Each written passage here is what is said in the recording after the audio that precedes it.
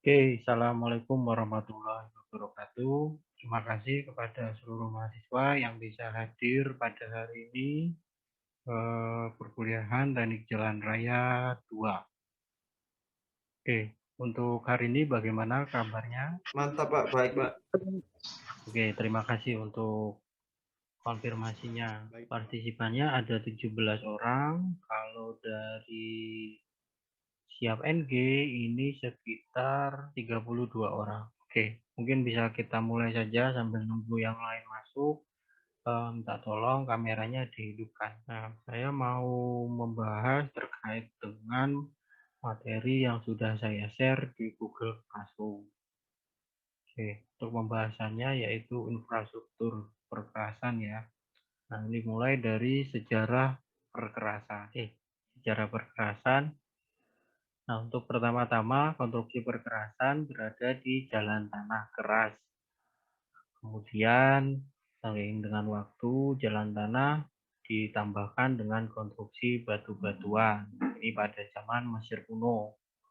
Kemudian pada kerajaan Romawi, jalan dengan menggunakan konstruksi batuan bergradasi. Kemudian pada tahun abad 18, jalan Telford ditemukan. Nah, batuan Telford ini batuan bulat seragam yang diisi dengan batuan lebih kecil sehingga mengisi rongga yang kosong atau agregat interlocking. Nah, di mana jalan ini digunakan di daerah tanah yang mempunyai tanah dasar lunak.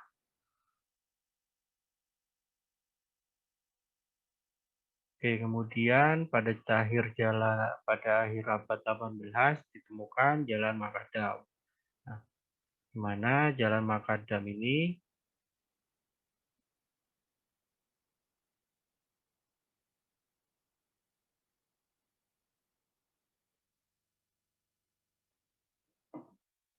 mohon maaf. Jalan Makadam, batuan pecah yang mempunyai 3 ukuran butiran, yaitu terdiri dari kasar, pengunci, dan penutup. Nah, agregat ini dihamparkan di masing-masing lapisan sebagai lapis fondasi. Kemudian dari penetrasi makadam terdapat perkerasan makadam. Jadi di dalam jalan makadam ini ada penetrasi makadam. Namanya disebut penetrasi. Nah, perkerasan makadam yang diberi pengikat aspal yang digunakan sebagai lapis permukaan. Nah, ini namanya lapis penetrasi makadam. Nah, semakin ke sini, dari tadi telepon, kemudian makadam, sekarang sudah menggunakan perkerasan dengan kualitas tinggi. Biasanya disebut dengan hot mix atau campuran aspal panas.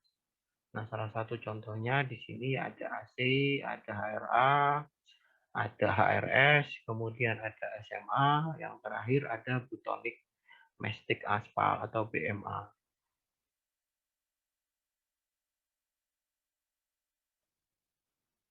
Untuk bahan-bahan perkerasan jalan sendiri itu terdiri dari beberapa material ya. Nanti bisa kita jelaskan. Nah, perkerasan jalan adalah segala jenis material konstruksi yang dihamparkan dan dipadatkan di atas lapis tanah dasar. Jika nanti ada ketemu tanah dasar, kemudian sudah ditambahi dengan batuan ataupun agregat kasar, agregat halus, nah itu sudah termasuk bahan perkerasan jalan. Nanti tinggal ditambahi dengan lapis permukaan. Nah, lapis permukaan di sini bisa berbentuk perkerasan lentur atau flexible pavement. Yang kedua ada perkerasan kaku atau rigid pavement. Nah, untuk lentur, bahannya terbuat dari agregat dan aspal. Untuk rigid pavement, bahannya terbuat dari agregat dan semen. Untuk menguji suatu perkerasan itu, kita harus menguji bahannya terlebih dahulu. Nah, di sini ada beberapa jenis pengujian yang dilakukan terhadap bahan perkerasan. Yang pertama itu jenis bahan, kemudian uji keadaan fisik bahan, keadaan fisik ini apakah nanti ada kotoran atau ada agregat yang bolong atau ada aspal yang menggelembung. Nah, itu bisa kita lihat. Kemudian ada kualitas bahan. Nah, misalnya aspal penetrasi 60 itu harus mempunyai penetrasi 60. Tidak boleh lebih dari 60. Berarti sudah sangat molor. Oke, saya lanjutkan. Nah, untuk konstruksi jalan ini terdapat beberapa lapisan. Yang pertama, yang dinamai konstruksi jalan, yang pertama itu adalah tanah dasar. Kemudian ada lapis fondasi, kemudian ada lapis permukaan.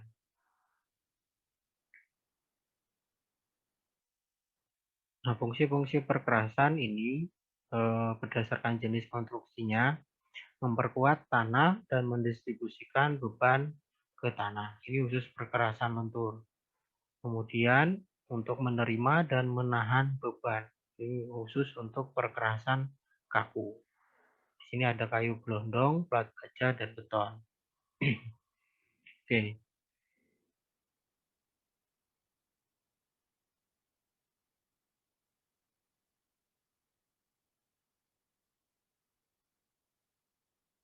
Nah, ini salah satu contoh konstruksi perkerasan lentur. Jadi ini ada roda, walaupun di gambar tidak menggunakan skala, tapi setidaknya ini mensimulasikan bahwa distribusi beban terhadap struktur perkerasan. Nah, ini ada roda, di mana roda ini mempunyai beban. Di sini load weight. Nah, di sini ada perkerasan, pavement struktur. Nah, di sini ada tanah dasar. Nah, penggunaannya distribusi beban ini kita bisa lihat di sini. Di sini ada P0, kemudian P1, di mana distribusi momennya bisa kita lihat semakin ke bawah, semakin mengecil, berarti distribusinya menyebar ya ini. Nah, ini untuk contoh mungkin salah satu perkerasan aspal itu ada lapis permukaan di sini atau istilah lainnya aspal surface, kemudian ada base, kemudian ada paper subgrade, di bawahnya berarti ada subgrade. Subgrade atau tanah dasar. Nah, ini mungkin distribusi beban tegangan untuk perkerasan kaku ya ini. Ya, ini hampir sama. Oke. Nah, ini contoh-contoh konstruksi perkerasan. Nah, di sini untuk perkerasan lentur bisa dilihat di gambar. Oke, ini ada komposit juga, gambar 4. Gambar 3 ada surface. Oke. Nah, ini salah satu keadaan atau posisi potongan melintang dari suatu jalan. Di sini perkerasan lentur, potongan melintang seperti ini, di mana lapisan-lapisannya bisa kita lihat, ada permukaan, fondasi, fondasi bawah, tanah dasar, dan ada bahu jalan, terus ada drainase. Di perkerasan kaku juga hampir sama untuk elemen-elemennya. Nah, tapi yang membedakan di sini lapis perkerasan langsung fondasi saja, kemudian tanah dasar. Tidak seperti perkerasan lentur, ini ada lapis fondasi atas dan lapis fondasi bawah.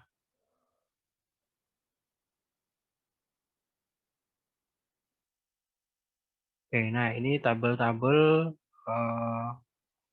perbandingan antara perkerasan lentur dan perkerasan kaku. Di mana di sini ada item-item atau variabel-variabel yang dilihat berdasarkan umur lencana, lendutan, perilaku terhadap overloading, kebisingan dan vibrasi, kemudian ada pantulan cahaya untuk permukaan dan lain-lain sampai ke karakteristik. Nah, di sini ada mungkin bisa mengambil kelebihan maupun kekurangan dari masing-masing perkerasan. Karena di sini tidak ada yang sempurna, jadi menyesuaikan dengan apa yang dibutuhkan. Kalau misalnya tanahnya butuh CPR yang tinggi, maka disarankan menggunakan perkerasan kaku.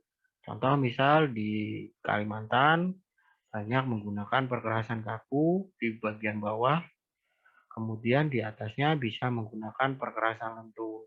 Kenapa di bawah perkerasan kaku, kemudian di atas perkerasan lentur? Karena kalau kita lihat, kalau aspalnya berwarna hitam, itu tidak menyebabkan silau, jadi lebih estetik kalau dilihat pada saat berkendara dibanding dengan aspal atau perkerasan yang berwarna putih karena dapat menyilaukan mata. Oke, itu masing-masing. Oke, saya pikir cukup untuk materi minggu lalu. Sampai di sini mungkin ada pertanyaan terkait dengan materi.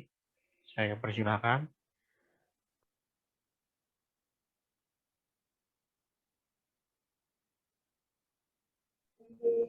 Monggo, saya persilakan.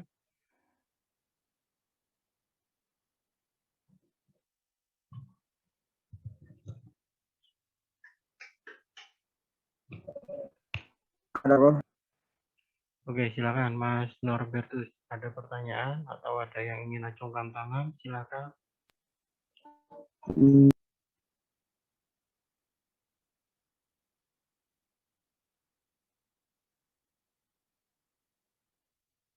Atau sudah paham semua terkait dengan perkerasan jalan? Saya Pak ingin bertanya. Oke, silakan. Namanya siapa? Anastasia Pak. Oke, silakan Mbak Anastasia. Ini saya mau bertanya Pak supaya lebih paham lagi. Ini tolong Bapak berikan contoh jalan yang menggunakan perkerasan kaku dan perkerasan lentur itu Pak. Supaya kami lebih paham contohnya.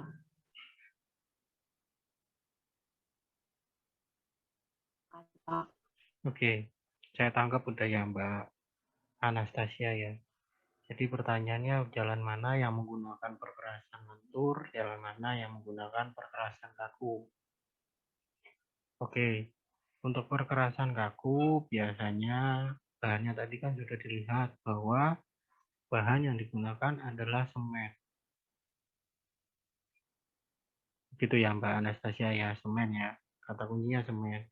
Nah, udah pernah ke flyover di arah Arjosari atau di flyover di arah Gadang, itu kan ada jembatan. Nah, itu salah satunya bisa disebut juga dengan perkerasan kaku karena sudah menggunakan semen. Nah, untuk perkerasan lentur sudah cukup banyak. Mungkin di depan Unitri juga sudah menggunakan perkerasan lentur, di Jalan Raya Tlogomas juga sudah menggunakan perkerasan lentur. Nah, itu salah satu contoh-contoh penggunaan jenis perkerasan. Nah, lebih spesifiknya nanti kita bahas di pertemuan berikutnya nanti. Baik Pak, terima kasih Pak. Oke, terima kasih Mbak Anastasia. Mungkin yang lain ada yang ingin menambahkan atau ada yang ingin bertanya atau ada yang mensanggah. Menurut saya perkerasan kaku itu kayak robot Pak, harus kaku. Atau perkerasan lentur itu harus bisa kayang karena dia lentur. Mungkin ada yang berpendapat seperti itu, saya persilakan. Oke, kalau memang sudah paham semua, berarti saya yang tanya lagi kalau gitu. Oke, minta tolong disiapkan kertas dengan pulpen. Semutan.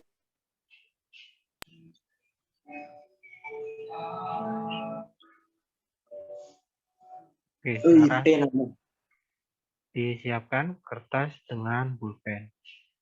Dituliskan nama, NIM, dan nama mata kuliah hari ini. Untuk Mas Vincent kayaknya sudah, Mbak Veronica juga sudah, Mas Ishak juga sudah,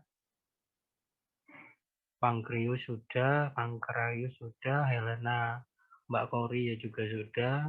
Silakan yang lain. Oke, kalau sudah siap, pertanyaan pertama jangan ditulis, tapi langsung jawabannya saja. Sebutkan 3 jenis perkerasan jalan dan jelaskan sedikit terkait pengertian atau definisinya. Sebutkan 3 jenis perkerasan jalan dan jelaskan sedikit terkait definisi atau pengertiannya. Saya, Pak. Oke, minta tolong tenang dulu suaranya. Ketikan biar suara saya jelas. Saya ulangin ya. Mohon ulang, Pak. Ya. Ya, Mas Anisius, mohon tenang dulu. Pertanyaannya pasti saya ulang. Oke. Saya ulang ya, mohon maaf. Sebutkan 3 jenis perkerasan jalan dan berikan sedikit penjelasan terkait definisinya. Oke, saya masuk ke soal nomor 2. Tadi sebutkan 3 jenis perkerasan. Oke, sekarang pertanyaan yang kedua.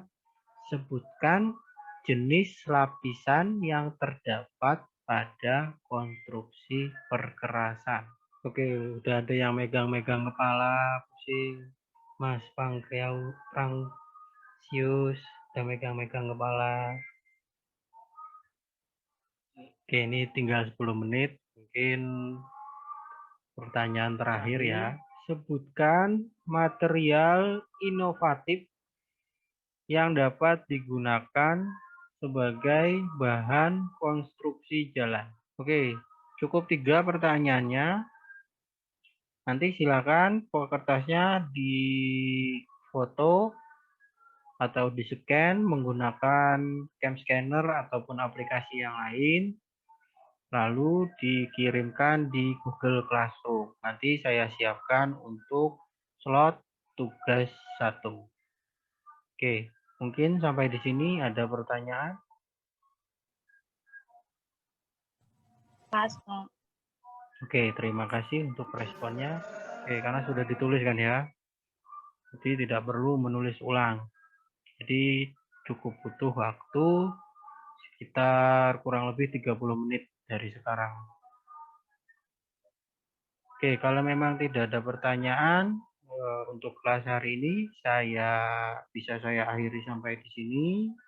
Saya ucapkan terima kasih kepada seluruh mahasiswa yang bisa hadir dan berpartisipasi dalam perkuliahan hari ini. Saya ucapkan terima kasih banyak. Oke, untuk kalian yang ada di NTT, saya ucapkan turut berbelasungkawa, tetap jaga kesehatan, tetap semangat untuk kuliahnya. Ya, yang di NTT siapa ini? Oke, Mas Regnaldus mungkin di NTT ya. Oke, tetap jaga kesehatan ya, Mas ya.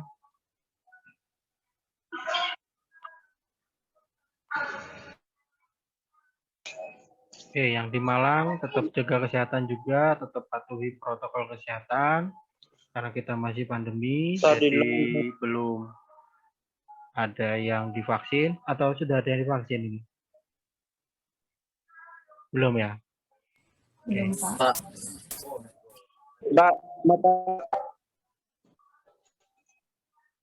Oke, kalau begitu saya akhiri sampai di sini. Saya mohon maaf kalau ada salah-salah kata. Wabillahi taufik wal hidayah. Wassalamualaikum warahmatullahi wabarakatuh.